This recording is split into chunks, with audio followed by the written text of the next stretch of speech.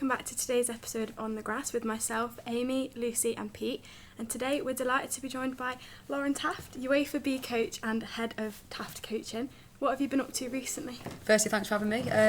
Whirlwind really, so I've just released my own coaching business called Taft Coaching, so unique name I know. But yeah, gone with that. So last week I just released my summer session, so it's pretty fresh off the ground at the moment since I released it in May, but I wanted to try and support some girls in the local area, so at the minute it's just been a big blast of summer sessions. Lovely.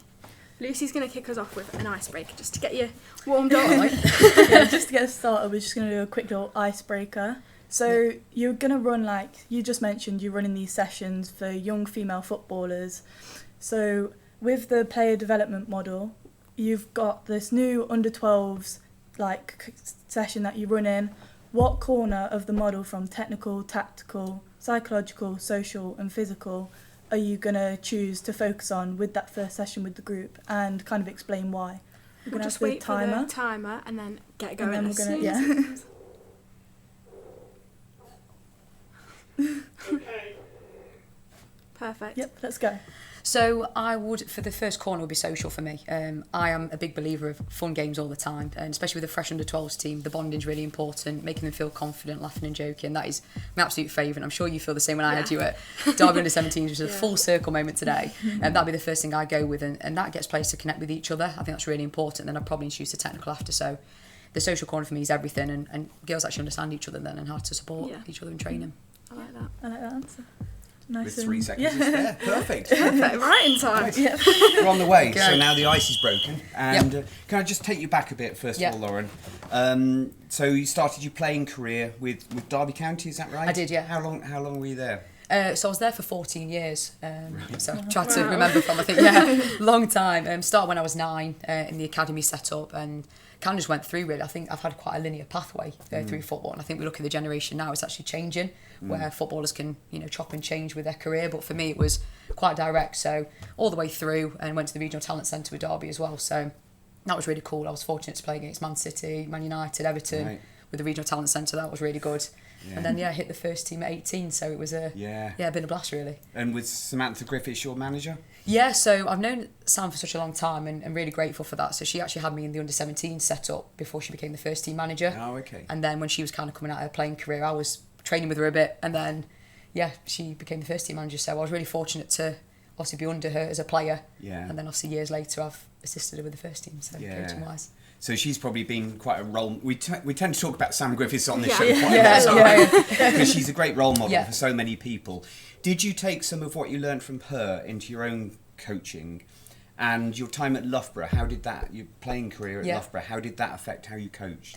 I think obviously with Sam, firstly, that I learned a lot in terms of her style and how she led a team, how to support players. So I took key points out of that, and what would I put on my own philosophy. So I learned a lot through that. I think the standards she set, and even her being with England as well, you could see the quality she'd grown as a coach. And then when I went to Loughborough, obviously I made that choice because I wanted first team football, so I felt like I did everything that I could at Derby.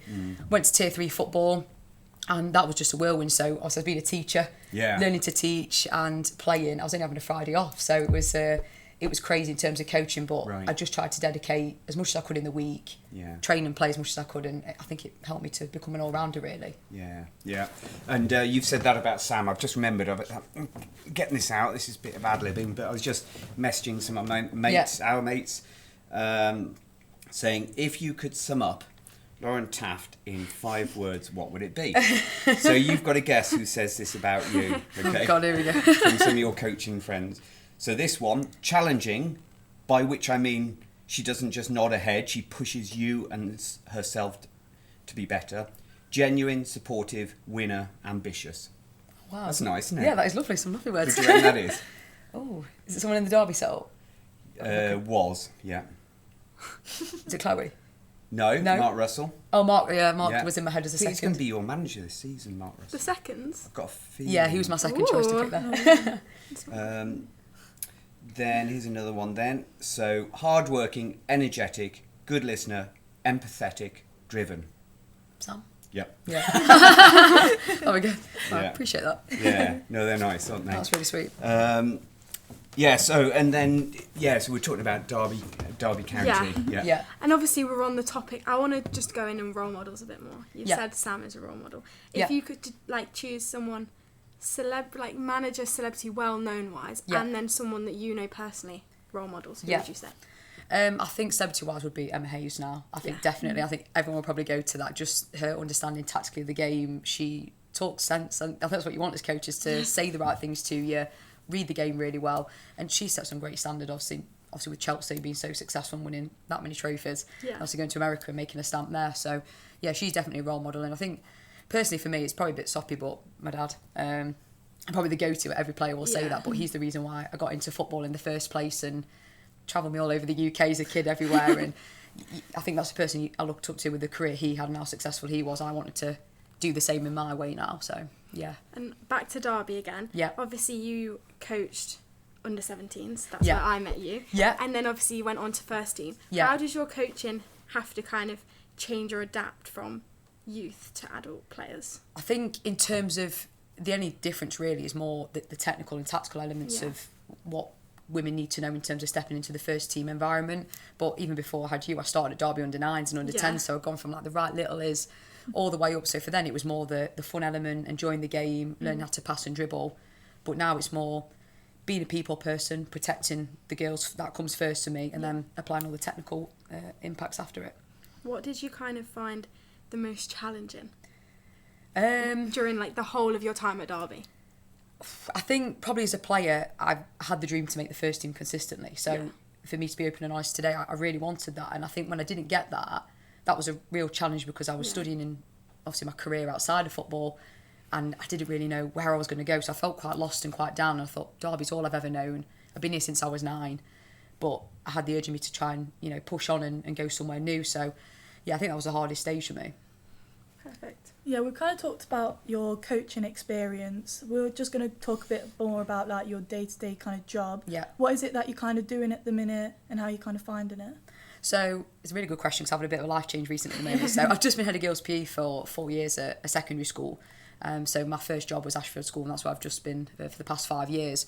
And I've always had the dream to coach more and make this difference. So it's been really good because I've been teaching different children in PE, obviously from 11 years old to 16, and that's come with lots of challenges, kids that don't want to do sport, they can't be bothered to be there, but I've tried to make my stance on and put my philosophy in place at the school as head of girls and what I want girls to believe in, and I've tried to do things in a creative way, and really they're working hard without realising, so that's the beauty of when you're teaching PE, you want them to feel that and a long lasting memory really. So yeah, that's what I've been up to at the moment. How different do you kind of find it from going from like that kind of where kids kind of don't want to be like involved in sport to like kind of coaching people who obviously want to push themselves to be a better player? How do you kind of find the difference between that? I think the difference is it's massive. It's a bittersweet feeling when you're in school. You look sometimes and think, I can't change this kid, I can't do it.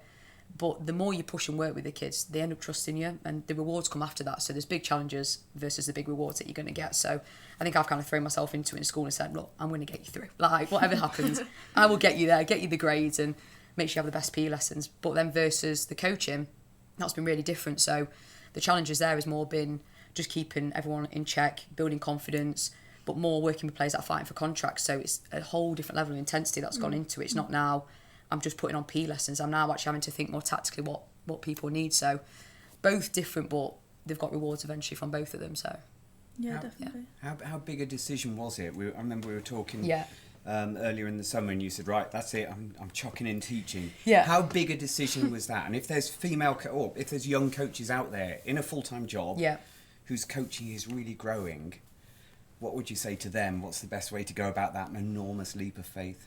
I think you've just got to go for it. And I'm a confident person, but making big moves is something like I'm not always been doing a lot. But I think now I've realised that I've gone through this career and I've got something I'm really passionate about. You need to be ambitious and go for it.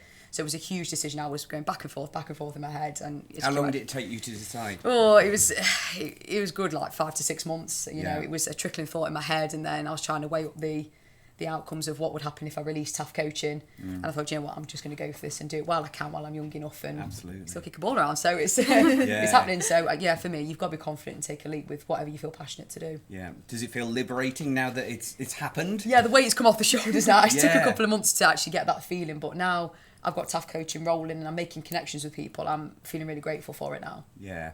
Are there things you would learn from the teaching? I mean, you've spoken about that a bit, that you've learned from the teaching that are completely transferable?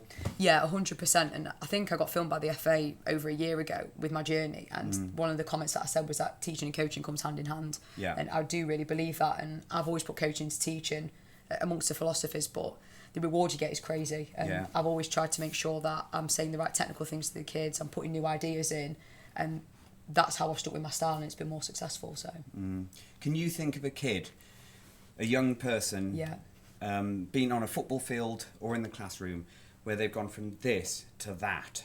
I don't mean in grades. I mean physically or emotionally, you know, and you've thought, that made a difference. I've got a tiny one. I only do once a week at Brassington Primary, but so I won't name him, but he was physically illiterate, basically, in year 4. And he kept coming to football club. Shall I come on? Shall I leave? Shall I carry on? He was like stuck at one end of the pitch. And the other mums and dads was saying to me quietly, not is he holding up the team, but why is he here? You know, and he can now run. His little brother's absolutely a brilliant little player, and then his little sister's joined as well. It's like the whole family are there. And he is now physically literate, and he will leave primary school able to run, to move around. He'll probably be fit, maybe throughout his whole life. So that's that one for me. I'm just like punch in the air. It's no really goal, special. It's no result, but have you got one? Yeah, definitely. I think there's loads, and I think there's so many children that I've worked with that they don't believe in themselves until they trust you and you get on their side, and that goes back to the point of getting on their side first. When I'm joking in the change rooms with them, asking them how the day is or whatever it might be, I'll always build that bond first. And there's been one girl that had a really low time, wouldn't really come to school a lot, quite a bad family life, and she started coming to PE more with me, and I said, look, I'll look after you, I'll be there for you, and I tried to give that reassurance. And eventually she took part in sport, wasn't very sporty, now represents volleyball, she's going to Volleyball England. Really? So really cool now. And there's loads of girls that similar stories that are pushing more in football clubs, and they're like, miss, we've just done it for you. And they always say that, and it proper melts your heart, but you don't realise that when you're in a school environment that they'd want to fight for their grades, but they just want to fight for you and show that they've actually made you proud. And you're like, no, do it for you, like go and get these grades. And but it's symbiotic, isn't it? You're bouncing off each other. So it's really special. And now I've left, like, some of them were in tears when I was leaving. I couldn't believe it. And I don't think I actually realised the impact I probably created at the time. And that's lovely. So the tissues were out on that those last days. The next point kind of leads really nicely onto that, actually. So I was just going to kind of ask about what you feel like being a female coach in a game that's still so male dominated. How, like, is it something you notice or think about, or is it kind of just become the norm to have female coaches in and around? I think it's slowly becoming normal. I don't think we're still quite there yet, and I think, like, with Taft Coaching progressing, I want to build more of a female driven space as well. So I know coaches, but there isn't enough. But when I grew up, I was just used to working with male coaches. I never felt undermined, though. I never felt they treated me bad in any sort of way. I think I was just like, yeah, I'm going to do this. I will coach with you. And I coached from the Derby County Academy boys. And the manager there was like, you're better than some male coaches. And I was like, am I? But I thought that just gave me more confidence to go and spear. And I said, well, I'm just going to keep doing me. So, I've never felt like undermined in any sort of way. You were like my first, and I think only female coach I've ever had. And I've played football for like 10 years now for clubs. And I think it's just nice to see someone like you do it, like, in that role. Because obviously I've had some great coaches that have been men, like Duffield coaches in the past. But it's just kind of you create like a different sort of connection. Do you feel that on your side as well? Like when you're coaching young girls, do you feel that connection? Yeah, that's a great question. I think I can definitely feel the difference, and you can feel the trust. And even this week when I've been helping out, obviously at the Derby Uni, delivering my coaching sessions, I've had some male students come to help me. See, the girls shy away a little bit, and then when they do stuff with me, then they're absolutely fine. So I think it is, you don't mean to, but then and there's no disregard, is there? Like with a male coach, I'm never going to disregard the quality that a male coach brings to the game, but the female presence is just, it's everything, I think, to show that you can actually make it as a player. So I think that's crucial. When do you think we'll kind of start to see more people like you, like just being the norm, what do you think needs to happen to get to that point, and how long into the future do you think that is? I'd like to, next week would be lovely. Yeah. Great. I think it's going to take a bit of time, but I hope there's going to be more funding put into place for, you know, more coaches to coach full time, more of a female space for female coaches to actually have a go, do their courses quicker. So a lot of the females, every time I've done a course, there's only probably been like me and another girl on the course, and you know, you feel a bit isolated. It's a bit like, oh, it's just me and this girl doing it. But I think, I'd hope in the next 5 years, if you're being realistic, I'd love to see a change and more money in the game for that. I think you need to see it at a like professional level as well. Yeah. Because obviously you've had like the odd few and they get the headlines, especially when they're in the men game. Yeah. But like even in the like WSL and the WSL2, it's like there's still probably the same amount of men and women, if not still more male coaches. Yeah, they try to put the rule in, aren't they? With that should come into place soon. Yeah. It's for international teams, isn't it? But they should bring that into the domestic game. We were asking Sam that, weren't we, as well? Yeah. I think so. I think that would be really important to put in, because then you can allow a girl to grow through on the level 1 or level 2 or just starting. Yeah. They've got to start somewhere, so you're actually providing a platform, and I think that's safety, isn't it, to make them the best coach they can be. Yeah. I wonder how, I don't know, like we're looking around, you know, I've asked you for your advice at Works With Women, who, we've had Chloe, who was on this show, and now she's kind of got a full-time job, and we're absolutely over the moon for her. And now the girls at the club are saying, Pete, can you get us another female coach, please? Someone else now. and it's tough. It's tough. And then the ones I'm asking, you know, are really busy and doing great things. Yeah. But there's a minority, so I don't know. And is there a danger that we will over-promote because we all want more equality? Is there any danger of that? Potentially there could be. I think if it got really popular, there might be that. But I think we're still not in that space, are we, the numbers of female coaches? So I think that just needs to grow, and there needs to be more networking for that to happen. Because a lot of females, and like we've discussed before with our playing careers, you two are still playing, which is amazing, but you're working as well. So these coaches can't dedicate time, and I think that's why I've looked at releasing Taft Coaching now in the space I can physically give and execute this. But you need more females to have the freedom to be able to coach and feel secure. So, yeah. Wanted to move the conversation on, if I may, Lauren, to... By the way, when do you call you Lauren and when do you call you Tafty? What is the point? I've known you only a few months, so I'm kind of call you Tafty. It feels a bit, familiar. What did you call me? Yeah. I call you Lauren. Okay. Yeah, see, all the coaching people call her Tafty. Yeah, I'm not known as Lauren. I think when Chloe first met me, she was like, "Who is that?" No one actually knew who it was, but it is Tafty in the football world. I think it's just been a nickname that caught on when I was a young player, and it's kind of stuck now. So don't call me Lauren. They were asking us for our nicknames when we had our casual coach developer meeting, and everyone had a nickname, and they went, "Well, you're Pete, aren't you? What's your nickname?" So I did throw in Pistol, because he used to be Pistol Pete for my tennis career. Not sure that'll stick. Anyway, right. Okay. So Lauren, I'd just like to ask you, move away a little bit to the global game. Obviously, we've had the big fuss with the summer that FIFA has had. Let's say that, and then UEFA have said, right, well, we're going to boycott international tournaments until you redress some of the issues. The first major tournament coming up is the Women's Under-20 World Cup, and at the moment, which is next month in Poland, and at the moment UEFA is saying we're not going to compete, and that would knock out I think it's 5 teams including England. Do you think it's right that women's football should be the guinea pig in this argument? I don't think so, and I think it's creating a stigma that there's complications and things getting in the way, and I don't think that's fair. We're actually trying to grow the game, so we want more games to happen, more tournaments, more media out there. So I think it's a massive shame that that's kind of being prodded in, because now it's kind of the impact on other clubs and obviously into the international world is going to be an issue. Yeah. So Lucy Bronze has come out and said that if she has to boycott next summer's World Cup, so that the future generations of young female footballers can come through and play in a fairer, better organised global game, then she would do that. I think it'd be hard for her to do that still, because she's very determined. You see her on the media, she doesn't want to give up yet, and players like her we don't want to lose just yet. He likes her, Liam Williamson, and we've already lost big characters, someone like Millie Bright and people that have dropped off already, so I think to see her again would be absolutely class. So I think we'll have to see what happens with it. It's a shame that it's happening, but we do want these players to come through. Like you've got Michelle Ajimang and people who've got lots of talent, and we want to see more of those girls grow. So it's a bittersweet feeling, I think. So hopefully UEFA and FIFA will sort it out pretty quickly. Yeah, it would be lovely if it did. That would be nice. That would be lovely. Yeah. So we're now colleagues at Derbyshire FA in the Casual Coach Development Programme, How have you found the integration into this? What are your hopes for it?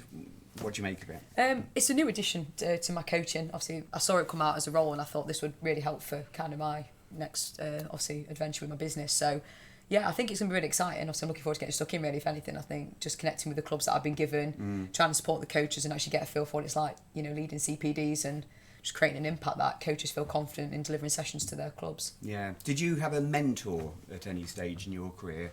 Or was it just informal role models? Probably more informal role models, really. I think, obviously, the mentoring I had through the UEFA B with Raf Long, which was really good. Okay. So I had Raf, and I obviously really like Raf. He's known me since I was a kid as well. So been on a really good journey with him in terms of a player. Then he's formed me to be a really good coach and give me really good advice. So, yeah, I had him for over a year, which was really nice to figure out what was best to do. So what do you think of the move from mentoring to coach development? I think, obviously, mentoring-wise, I've mentored in school as well, so I've mentored trainees, so I've seen 5 girls so far, again, which I'm really proud I've done that at such a young age to take people through. Well, you've mentored them as young coaches? As teachers. As so teachers, I've yes, okay. helped them to obviously get their QTS, so qualified teacher status. Right. And then, obviously, now I've transitioned to coaching. I've only done that a couple of times, but I think I'm looking forward now more to the actual aspect of the game of football, breaking down sessions. I think I'm more excited for, and what's actually involved in a session to make a difference for the players that are there every week. Yeah, okay, I get what you mean, Just before we finish, I kind of want to know more about your coaching aspirations. What, are you wanting to achieve near future, and what's, your dream that someone with your qualifications can go on to achieve? Yeah, really good question, because I think my aspirations probably changed over the past few years. Like when I was filmed with you and we did it through the FA again, I was thinking that I wanted to be in the Super League, which would be absolutely incredible to do if I got my UEFA A, because I'm currently UEFA B at the moment. That would be an amazing feeling, but now Taft Coaching has kind of been released, and my purpose to change and support grassroots and even academy girls and provide the extra training, that's kind of where I'm at. So I think I just want to make that as big as I can and support Derbyshire, Nottingham, South Yorkshire girls, and give them that safe space to train. So I think, as big as I can get that and make the differences is kind of what I'm here for. Perfect. How are you 27 or something? Yeah. Okay, so that's young to be where you are. Yeah. And everyone speaks so well of you. I appreciate that. Yeah. But they do, it's not just smoke, they really do. Yeah. Thanks. So, shouldn't you, what am I telling you? That's so patriarchal. When men start telling women how they should coach. But, and you can leave, don't mind if that gets in, because it needs addressing. Well-meaning chaps can be in the business and come across as patriarchal.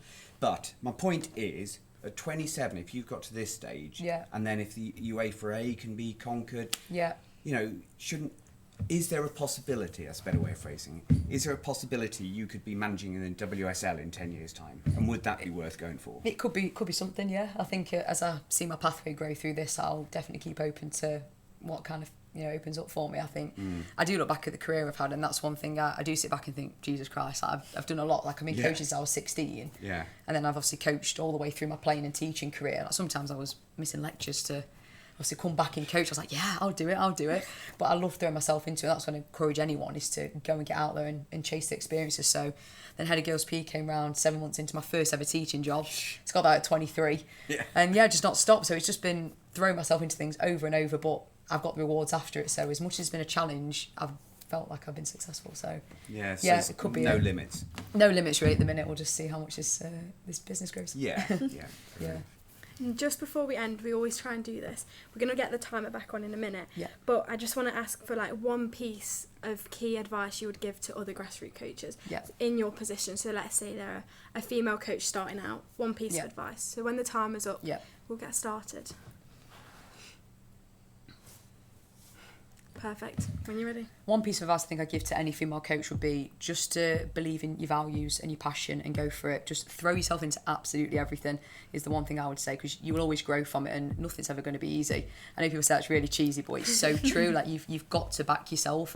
Things are going to go wrong. You're going to make mistakes, but always trust the process. And I think just go and do what you believe in, and it will always make a difference.